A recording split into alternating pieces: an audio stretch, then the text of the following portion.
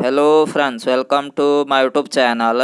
दोस्तों, इस वीडियो के अंदर अभी हम लोगों के जनरल नॉलेज यानी सामान्य ज्ञान के टॉप 40 क्वेश्चन देखने वाले हैं, जो कि आपके एग्जाम में पूछे जाने की संभावना सबसे अधिक है। तो आप इस वीडियो को बहुत ध्यान से लास्ट तक देखिए। चैनल पर नया है तो चैनल को सब्सक्राइब कर, जो पास वाले घंटे का निशान है उसे भी ऑन कर दें। ठीक है, तो चलिए शुरू करते हैं। तो देखिए, यहाँ पर आज का पहला क्वेश्चन है, भारतीय संविधान का कौन सा अनुच्छेद राष्ट्रपति के पद के लिए पुनः निर्वाचन की योग्यताएं निर्धारित करता है। तो देखिए, भारतीय संविधान का अनुच्छेद 57 जो है ये राष्ट्रपति के पद के लिए पुनः निर्वाचन की योग्यताएं निर्धारित करता है। ठीक है, एक करेक्ट हो जाएगा। अगला क्वेश्चन देखिए, क्वेश्चन नंबर 2 है, 1940-45 के दौरान भारतीय राष्ट्रीय कांग्रेस के अध्यक्ष निम्नलिखित में से कौन थे। तो देखिए, 1940-45 के दौरान जो भारतीय राष्ट्रीय कांग्रेस के अध्यक्ष थे वो थे मौलाना अबुल कलाम आज़ाद। ठीक है, ऑप्शन डी यहाँ पर करेक्ट हो जाएगा। अगला क्वेश्चन देखिए, क्वेश्चन नंबर 3 है, कांग्रेस का 1906 का अधिवेशन जिसमें स्वराज का लक्ष्य घोषित किया गया था, ये कहाँ पर हुआ था। तो देखिए, ये हुआ था कोलकाता में। ठीक है, ऑप्शन बी यहाँ पर करेक्ट हो जाएगा। कोलकाता अधिवेशन की अध्यक्षता किसने की थी। तो देखिए, कोलकाता अधिवेशन की अध्यक्षता ये की थी दादा भाई नौरोजी ने। ठीक है, अगला क्वेश्चन है, संसद के किसी भी सदन में या किसी समिति में भाग लेने का अधिकार किसके पास होता है। तो देखिए, संसद के किसी भी सदन में या किसी समिति में भाग लेने का जो अधिकार होता है वो होता है महान्यायवादी के पास। ठीक है, ऑप्शन बी यहाँ पर करेक्ट हो जाएगा। अगला क्वेश्चन है, विश्व थायराइड दिवस निम्नलिखित में से किस तिथि को मनाया जाता है। तो देखिए, विश्व जो थायराइड दिवस मनाया जाता है वो मनाया जाता है 25 मई को। कब मनाया जाता है? 25 मई को मनाया जाता है। ठीक है, एक करेक्ट हो जाएगा। क्वेश्चन नंबर 6 है, मौलिक अधिकारों को लागू करने का अधिकार निम्नलिखित में से किसके पास होता है। तो देखिए, मौलिक अधिकारों को लागू करने का जो अधिकार होता है वो होता है सर्वोच्च न्यायालय और उच्च न्यायालय, यानी इन दोनों के पास जो है ये मौलिक अधिकारों को लागू करने का अधिकार होता है। ठीक है, डी करेक्ट हो जाएगा। भारतीय संविधान के किस भाग में मौलिक अधिकारों का वर्णन किया गया है। तो देखिए, भारतीय संविधान के भाग 3 और अनुच्छेद 12 से 35 तक में जो है ये मौलिक अधिकारों का वर्णन किया गया है। ठीक है, अगला क्वेश्चन है, सन 1945 में परमाणु बम गिराए जाने से तबाह हुए शहर नागासाकी और हिरोशिमा ये किस देश में स्थित है। तो देखिए, नागासाकी और हिरोशिमा जो है ये स्थित है जापान में। ठीक है, सी करेक्ट हो जाएगा। नागासाकी और हिरोशिमा पर परमाणु बम कब गिराया गया था। तो देखिए, हिरोशिमा पर ये 6 अगस्त 1945 को परमाणु बम गिराया गया था और नागासाकी पर ये 9 अगस्त 1945 को परमाणु बम गिराया गया था। ठीक है, अगला क्वेश्चन है, जब भारतीय राष्ट्रीय कांग्रेस ने भारत छोड़ो आंदोलन का प्रस्ताव पारित किया था तो उस समय कांग्रेस के अध्यक्ष कौन थे। तो देखिए, उस समय जो कांग्रेस के अध्यक्ष थे ये थे मौलाना अबुल कलाम आज़ाद। ठीक है, ऑप्शन बी यहाँ पर करेक्ट हो जाएगा। अगला क्वेश्चन है, पानीपत की दूसरी लड़ाई निम्नलिखित में से किसके बीच हुई थी। तो देखिए, पानीपत की जो दूसरी लड़ाई हुई थी 5 नवंबर 1956 को जो है ये अकबर और हेमू के बीच में हुई थी, जिसमें हेमू की हार हुई थी और अकबर जो थे ये विजयी हुए थे। ठीक है, एक करेक्ट हो जाएगा। अगला क्वेश्चन है, बुलंद दरवाज़ा का निर्माण करने वाला मुगल सम्राट निम्नलिखित में से कौन था। तो देखिए, बुलंद दरवाज़ा का निर्माण करने वाला जो मुगल सम्राट था वो था अकबर। ठीक है, सी करेक्ट हो जाएगा। अगला क्वेश्चन है, भारतीय संविधान में किस अनुच्छेद के तहत स्थानीय स्वशासन को नीति निर्देशक तत्व के रूप में मान्यता दी गई है। तो देखिए, भारतीय संविधान के अनुच्छेद 40 के अंतर्गत ये स्थानीय स्वशासन को नीति निर्देशक तत्व के रूप में मान्यता दी गई है। ठीक है, सी करेक्ट हो जाएगा। अगला क्वेश्चन है, साइमन आयोग निम्नलिखित में से किस वर्ष भारत आया था। तो देखिए, जो साइमन आयोग था ये 1928 में भारत आया था। ठीक है, डी करेक्ट हो जाएगा। साइमन आयोग का गठन कब हुआ था। तो देखिए, साइमन आयोग का जो गठन हुआ था वो हुआ था 8 नवंबर 1927 को जो है ये साइमन आयोग का गठन हुआ था। ठीक है, अगला क्वेश्चन है, निम्नलिखित में से कौन सा रूपांतरित चट्टानों का उदाहरण नहीं है। तो देखिए यहाँ पर जो चौथा ऑप्शन दिया गया है ग्रेनाइट, ये एक आग्नेय चट्टानों का उदाहरण है, ठीक है। और बाकी ये तीनों संगमरमर, क्वार्टाजाइट और स्लेट, यानी ये तीनों जो है ये रूपांतरित चट्टानों का उदाहरण है, ठीक है। डी करेक्ट हो जाएगा। अगला क्वेश्चन है, एशिया तथा उत्तरी अमेरिका निम्नलिखित में से किसके द्वारा पृथक हुए हैं?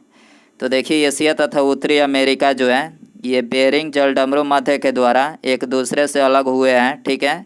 ये करेक्ट हो जाएगा। अगला क्वेश्चन है, पानी का कोई भी रूप जो बादलों से गिरता है उसे क्या कहा जाता है?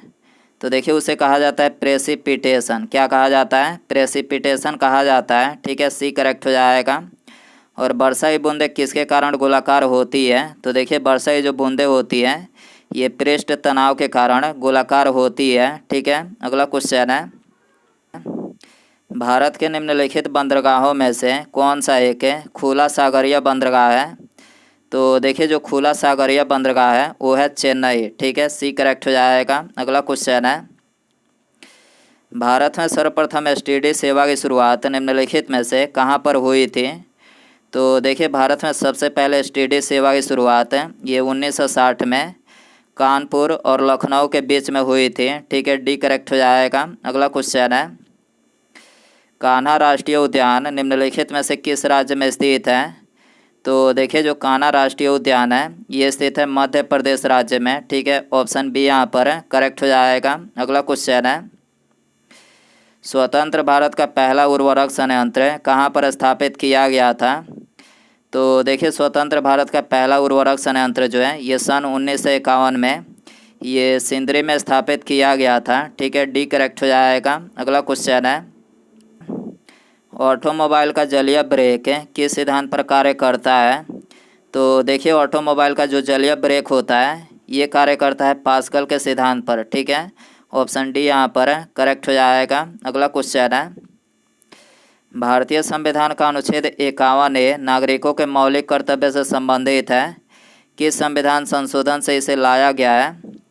तो देखिए भारतीय संविधान का अनुच्छेद 51A जो है ये नागरिकों के मौलिक कर्तव्य से संबंधित है और इसे भारतीय संविधान के 42वें संविधान संशोधन 1976 के द्वारा जो है ये लाया गया है, ठीक है। बी करेक्ट हो जाएगा।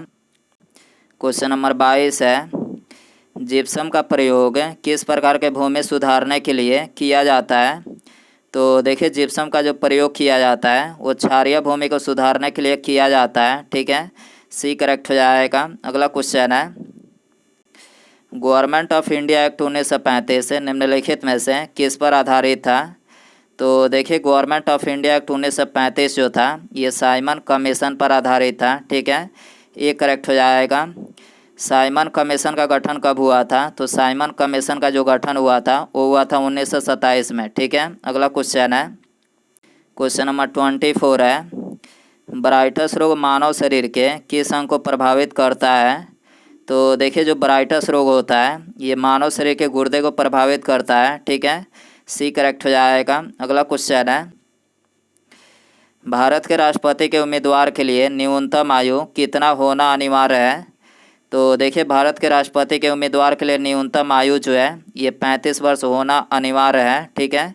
ये करेक्ट हो जाएगा। अगला क्वेश्चन है, वायुमंडल की ऊपरी परत के द्वारा किस प्रकार के विकिरण का अवशोषण किया जाता है? तो देखिए वायुमंडल की ऊपरी परत के द्वारा जो है ये पराबैंगनी विकिरण का अवशोषण किया जाता है, ठीक है। डी करेक्ट हो जाएगा। अगला क्वेश्चन है, डॉक्टरों द्वारा प्रयोग किया जाने वाला स्टेथोस्कोप किस सिद्धांत पर कार्य करता है? तो देखिए डॉक्टरों द्वारा प्रयोग किया जाने वाला जो स्टेथोस्कोप होता है ये ध्वनि के प्रवर्तन के सिद्धांत पर कार्य करता है, ठीक है। ऑप्शन बी यहाँ पर करेक्ट हो जाएगा। अगला क्वेश्चन है, रॉकेट की गति पर निम्नलिखित में से कौन सा संरक्षण सिद्धांत लागू होता है? तो देखिए रॉकेट की गति पर ये संवेग का संरक्षण सिद्धांत जो है ये लागू होता है, ठीक है। सी करेक्ट हो जाएगा। अगला क्वेश्चन है, सिग्नल के लिए लाल बत्ती का प्रयोग इसलिए किया जाता है क्योंकि? तो देखिए सिग्नल के लिए लाल बत्ती का प्रयोग इसलिए किया जाता है क्योंकि लाल रंग का तरंगदैर्घ्य जो है ये सबसे अधिक होता है, ठीक है। ये करेक्ट हो जाएगा। अगला क्वेश्चन है, सबसे ज़्यादा प्रोटीन निम्नलिखित में से किस जानवर के दूध में होता है? तो देखिए जो सबसे ज़्यादा प्रोटीन होता है वो बकरी के दूध में होता है, ठीक है, ये करेक्ट हो जाएगा। अगला क्वेश्चन है, सफ़ेद फास्फोरस निम्नलिखित में से किस में रखा जाता है? तो देखिए सफ़ेद फास्फोरस जो है ये रखा जाता है शीतल जल में, ठीक है, ऑप्शन बी यहाँ पर करेक्ट हो जाएगा। अगला क्वेश्चन है, कपड़ों तथा बर्तनों को साफ करने के लिए प्रयुक्त डिटर्जेंट निम्नलिखित में से कौन सा होता है? तो देखिए कपड़ों तथा बर्तनों को साफ करने के लिए जो प्रयुक्त डिटर्जेंट होता है वो होता है सल्फोनेट। कौन सा होता है? सल्फोनेट होता है, ठीक है, ऑप्शन बी यहाँ पर करेक्ट हो जाएगा। अगला क्वेश्चन है, उत्तरी गोलार्ध में सबसे लंबा दिन किस तिथि को होता है? तो देखिए उत्तरी गोलार्ध में जो सबसे लंबा दिन होता है वो होता है 21 जून को, ठीक है, सी करेक्ट हो जाएगा। अगला क्वेश्चन है, उर्वरकों के निर्माण में निम्नलिखित में से कौन सा तत्व प्रयोग में लाया जाता है? तो देखिए उर्वरकों के निर्माण में ये पोटेशियम जो है प्रयोग में लाया जाता है, ठीक है, बी करेक्ट हो जाएगा। अगला क्वेश्चन है, निम्नलिखित में से किस में प्रोटीन सबसे अधिक मात्रा में पाया जाता है? तो देखिए प्रोटीन सबसे अधिक मात्रा में ये पाया जाता है अंडा, मटर और मछली, यानी इन तीनों में जो है ये प्रोटीन सबसे अधिक मात्रा में पाया जाता है, ठीक है, ऑप्शन बी यहाँ पर करेक्ट हो जाएगा। अगला क्वेश्चन है, मानव शरीर में श्वसन कार्य का केंद्रीय नियंत्रण किसके द्वारा होता है? तो देखिए मानव शरीर में श्वसन कार्य का जो केंद्रीय नियंत्रण होता है वो होता है माड्यूला ऑब्लांगेटा के द्वारा, ठीक है, सी करेक्ट हो जाएगा। अगला क्वेश्चन है, निम्नलिखित में से वह रुधिर वाहिका कौन सी है जो जिगर को ऑक्सीजन जनित रुधिर ले जाती है? तो देखिए ये है फुसफुस धमनी, ठीक, फुसफुस धमनी जो है ये जिगर को ऑक्सीजन जनित रुधिर ले जाती है, ठीक है, बी करेक्ट हो जाएगा। अगला क्वेश्चन है, भारत में पंचवर्षीय योजना बनाने की जिम्मेदारी किसके पास होती है? तो देखिए भारत में पंचवर्षीय योजना बनाने की जो जिम्मेदारी होती है वो होती है योजना आयोग के पास, ठीक है, सी करेक्ट हो जाएगा। योजना आयोग के स्थान पर नीति आयोग का गठन कब हुआ था? तो देखिए योजना आयोग के स्थान पर नीति आयोग का जो गठन हुआ था वो हुआ था 1 जनवरी 2015 को, ठीक है। उसके बाद यहाँ पर हमारा अगला क्वेश्चन है, ग्लोबल गोलकीपर अवार्ड 2019 से किसे सम्मानित किया गया है?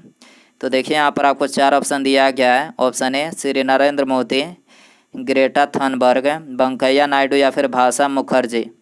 तो दोस्तों आप इसका आंसर जो है कमेंट बॉक्स में ज़रूर बताएं और आप इनमें से कितने क्वेश्चन सही कर पाएँ ये भी कमेंट से बताएं। और चैनल पर आए तो चैनल को सब्सक्राइब कर जो पास वाले घंटी का निशान है इसे भी ऑन कर दें, ठीक है। मिलते हैं अगले वीडियो में। Thanks for watching.